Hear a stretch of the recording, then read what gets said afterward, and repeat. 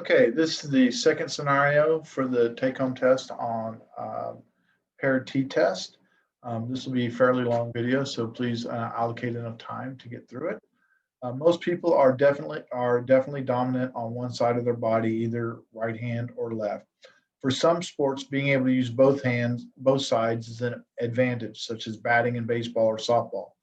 In order to determine if there is a difference in strength between the dominant and non-dominant sides, a few switching members of some high school baseball and softball teams were asked to hit from both sides of the plate during batting practice. The longest ball hit in feet from each side was recorded for each player. The data are shown in the table at the right. Does the sample indicate that there is a difference in the distance the ball is hit by batters who are switch hitters? You may assume that all conditions are met. Well, that's nice. Okay. So basically what we have here is we're saying we want to check to see if there is a difference in how far you hit the ball, dominant side versus non-dominant side. Now, one thing I want to point out to you is we have a measurement for each player. This is one player, one dominant, not player, one non-dominant, all the way down. Since we have both sets, we can call this paired data because we have each person was tested twice. Each batter was tested twice, once with their hitting from the dominant side and once hitting from the non-dominant side. So these are our data. So we need to go ahead and take a moment and enter that data into the calculator. So we're going to go to Stat Edit and enter 142 all the way down, and then L2. We're going to have the non-dominant side. All right. Test an appropriate hypothesis and state your conclusion. All right. So the very first thing it asks us to do on the recipe card is write our null and alternative hypothesis. Well, our null is that there's no difference in the side. So mu d equals 0. And that's common because we're working with a paired test. Now the alternative, they said they didn't ask for a direction. They didn't say that dominant was greater. They're just looking for, is there a difference? So whenever this is always going to be mu d, this is always going to be 0. But since it was, is there a difference? This will be a not equal. All right. Because not equal would indicate there's a difference. The next thing, step 2. Well, we don't have to write our conditions out because it says that they are met. But what we do need to do is we need to go ahead and define our hypothesis. Or not define our hypothesis, define our variable. So let mu d equal the true population mean difference in distance, because that's what they measured.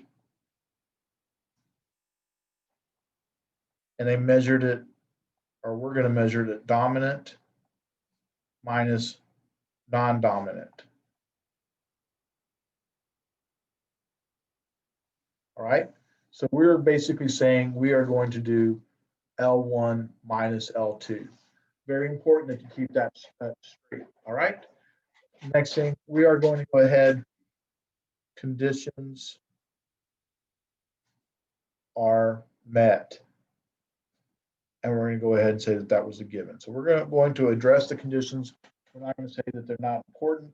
We're just going to say, hey, you know what? They already told us they were met. So because they told us we were met, we're not going to worry about them directly. All right. So the next thing is we need to go ahead after we've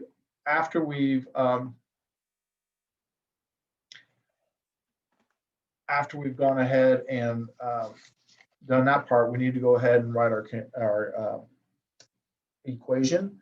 And our equation is T equals x bar d minus mu d s d divided by the square root of n. All right, so that's our equation.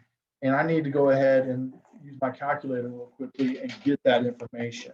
Well, hopefully we've gone ahead and entered the data in by now. Once we do that, we're going to arrow up to top of L3, and we're going to go second 1 minus second 2. And once again, I defined that up here when I went dominant minus non-dominant. So I get a bunch of numbers starting with 23, et cetera. Hopefully I have my data entered correctly. I'm going to go stat calc, one variable statistics. My list is in L3, so second 3. And I end up getting an X bar. X bar D is 25.105. I ended up getting a SD equal to 2.306. My N is 19. So my degrees of freedom in this case would be 18. All right. So if I'm drawing a picture of this, the picture goes something like this. My claim, or my mu, is 0. That's my claim. But I got a very positive at 25.105. And we're shading this way. That's for my X bar. All right, so we have to be careful with this because this is a 2 sample.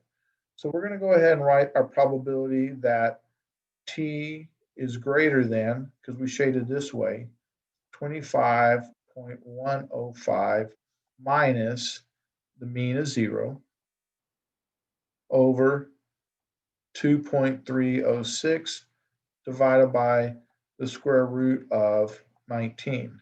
But I have to be really careful about this. And here's where I have to be careful. We used a one-tail here, and we said this was a two-tail test. Anytime it's a two-tail test, you need to put a multiply by 2 up front. All right, so anytime it's a two-tail test, we need to put a multiply by 2 out front, and I'll go into more detail on that in just a moment as to why that is. So now we're going to go stat test t-test. We have data. It's entered into, our mean is 0. Our data is entered at L3, so second 3. Frequency is 1. And we need to make sure that the not equal is highlighted because it was a two-tail test. And we're going to go ahead and press calculate. When I do that, I get a really, really small p-value and a huge t. So probability that t is greater than 47.4371. All right, first off, once again, we have one tail here and it was a two-tail test, so we need to put a multiply by 2. Super important. Now this is 47 standard deviations from the mean. That is really, really small. I mean, really far, really extreme.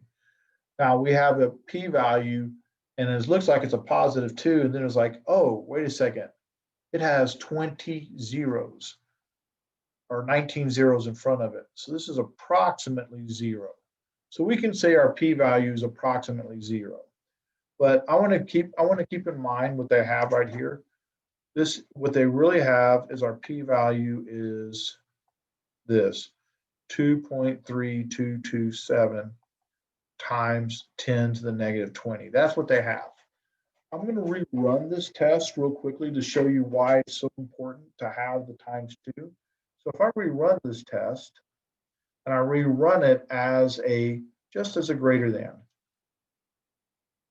because that's what we wrote was greater than. And if I run it as just that, I end up getting 1.1613. Well, let's take that 1.1613, 1.1613, and I multiply it by the 2, and that's where I get the 2.327. All right, so really important that we don't forget to put the times 2 in front, but we only do that if it's not equal. And that's regardless of whether we're working with paired data or not. So we said our p-value is approximately 0.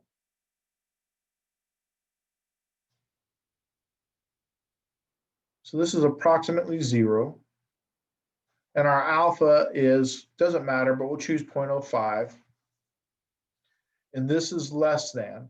So we know our decision is going to be reject the null.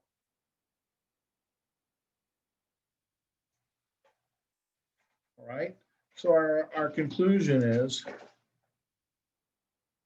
our p-value is approximately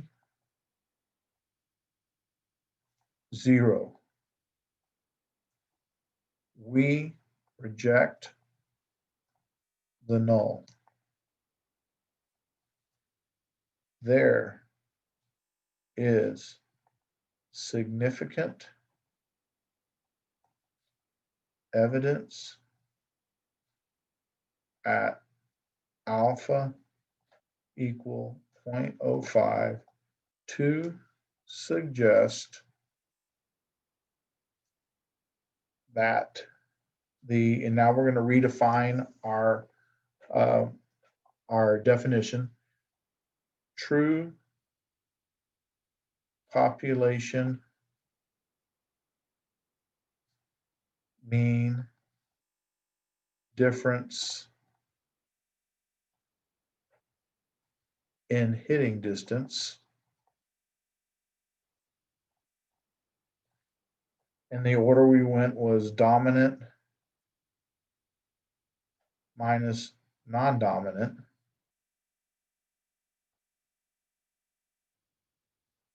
is greater than 0. All right.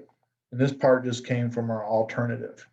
Now, what we just basically said is, hey, simplified terms. We hit farther with the dominant. So simplified terms was we hit farther with the dominant. There is a difference.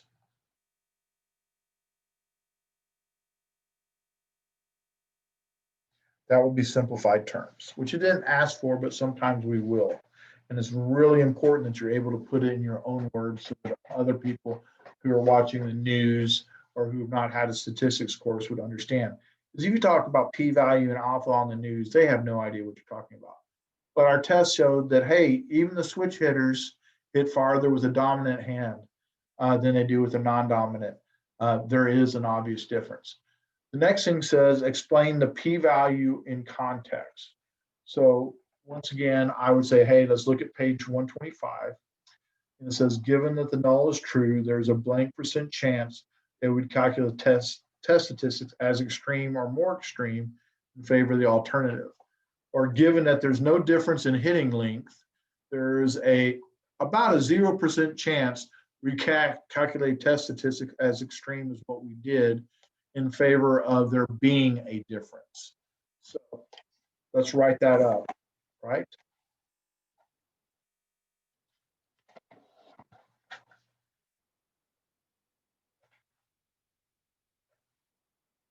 So our null hypothesis is what we're starting with. And that was that it was no difference in hitting length. So given that there is no difference in hitting distance,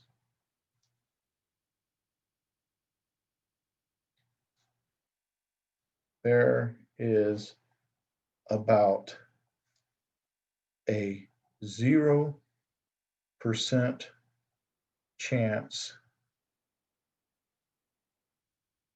of getting a test statistic x bar d equal of x bar d equal to 25.05, 25.105.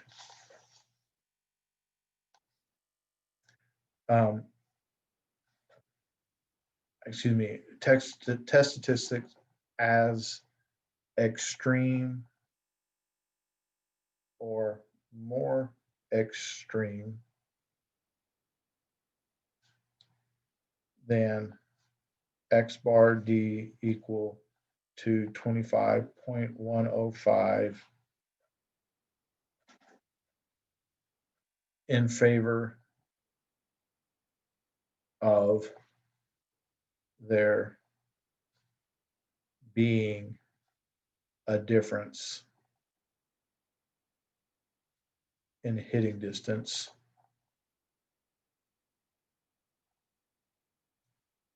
dominant minus non.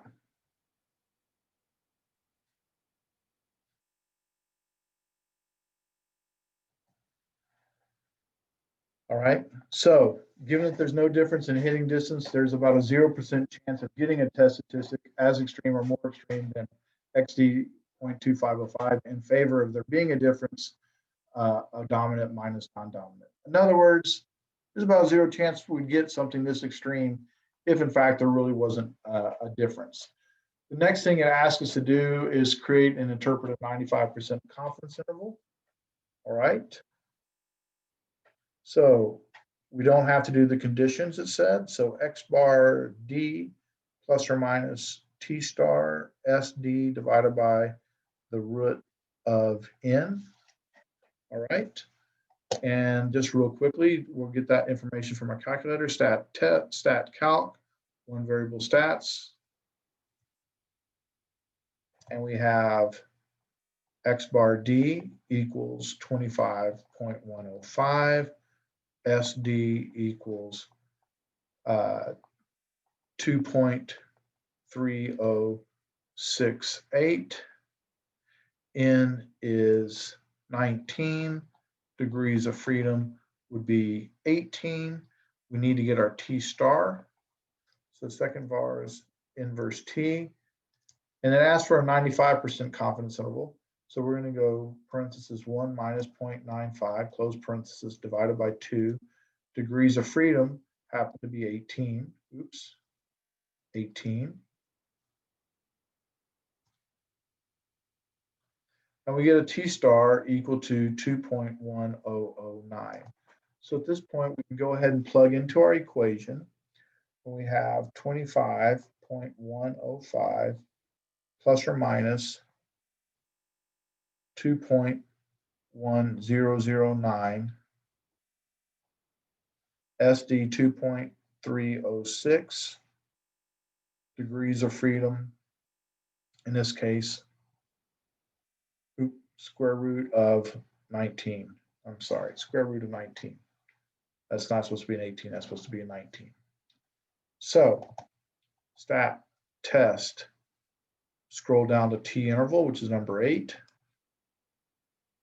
Data, we're just going to do a 0.95.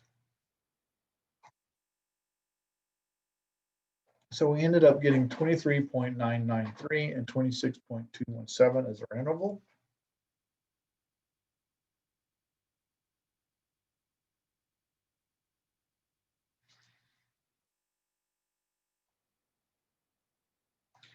And what we have here is all intervals are centered on their X bar. So this is going to be centered on 25.105, 0.95 here. This is my lower bound. This is my upper bound. This is 23.99, and this is 26.217.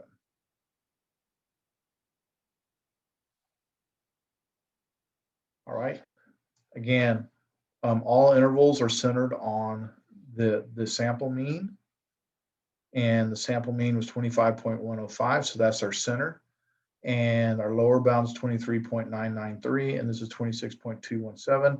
In other words, I'm saying 25.105 is the midpoint. So if I added those two up and divided by 2, that's what I'd end up with. So we need to do our conclusion, and we are 95% confident that the true population mean difference in hitting distance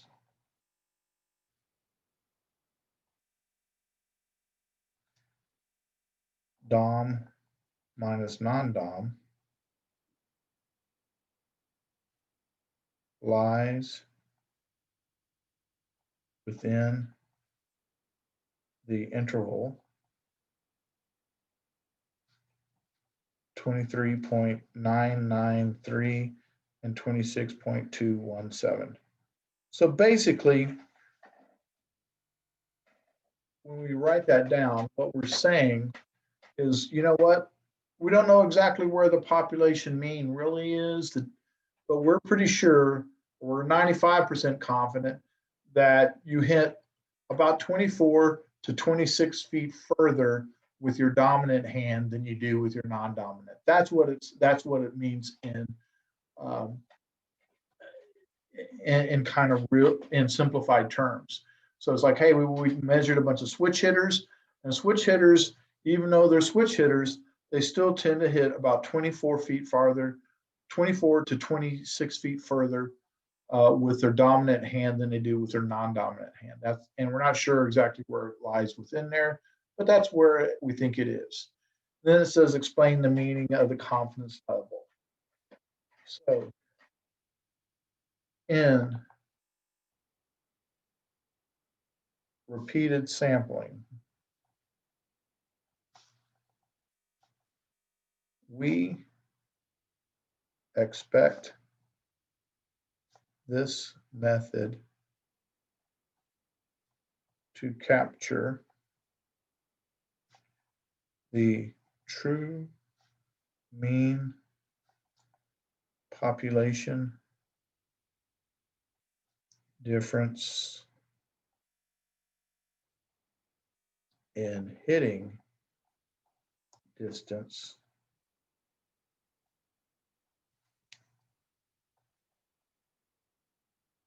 DOM minus non-DOM 95% of time. So if we did this over and over again, we'd expect 95% of our intervals to capture. All right, we're not saying this interval captured, but we'd expect 95% of our intervals to capture.